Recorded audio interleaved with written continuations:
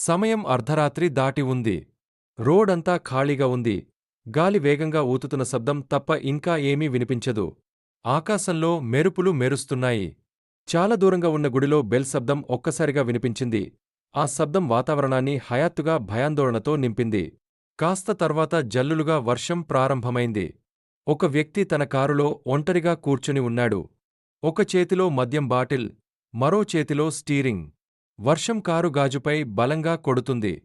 అతను బాగా నిదానంగా డ్రైవ్ చేస్తూ వెళ్తున్నాడు. ముందు ఏమి జరగబోతోందో తెలియదు అతనికి. ఒక్కసారిగా ఒక గట్టిగా శబ్దం వినిపించింది. కారు ఒక్కసారిగా ఆగపోయింది. ఆ వ్యక్తి భయంతో వణికిపోయాడు. వర్షంలోకి బయటకు వచ్చాడు. శరీరం వణికిపోతోంది. కారు ముందు భాగాన్ని చూశాడు. రక్తం పడి ఉంది. కాని అక్కడ మృతదేహం లేదు. జంతువు లేదు. ఏమీ లేదు. కేవలం రక్తమే. చుట్టుపక్కల చూసుకుంటూ ఉండగా పక్కనే ఉన్న చెట్టులోంచి ఎలాంటి శబ్దమో వినిపించింది. అతని శ్వాస వేగంగా మారింది.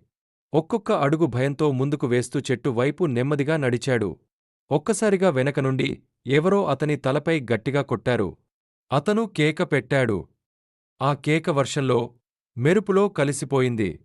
ఉదయం అయింది. పోలీసులు మరియు ఫోరెన్సిక్ నిపుణులు అక్కడికి వచ్చారు.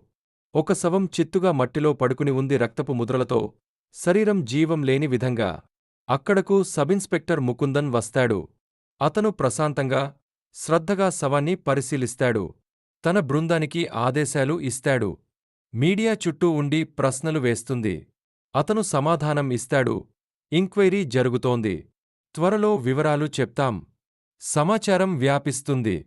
మృతుడి వివరాలు బయటపడతాయి. డాక్టర్ రంగనాథం. ఆ నగరం షాక్కు లోనవుతుంది. న్యూస్ ఛానళ్లు పెద్దగా చూపిస్తాయి. హైవేపై డాక్టర్ను దారుణంగా హత్య చేశారు.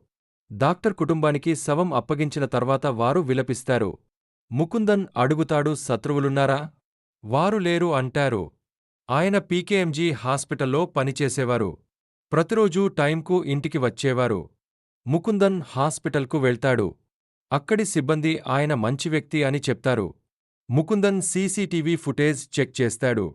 అన్నీ సాధారణంగానే కనిపిస్తాయి.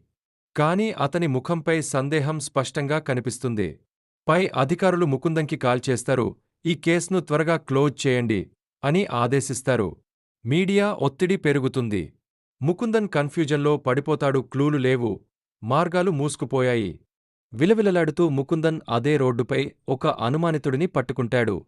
ప్రెస్ మీట్లో ప్రకటిస్తారు, హంతకుడిని పట్టుకున్నాం. ఆ వ్యక్తి ఒత్తిడిలో అంగీకరిస్తాడు. కాని ముకుందన్కు మాత్రం ఏదో తేడాగా అనిపిస్తుంది. ప్రజలు ఈ కేసు పూర్తయిందని నమ్ముతారు. కాని ముకుందన్ తన ఆఫీస్ విండో నుండి బయట చూస్తూ ఆలోచిస్తుంటాడు.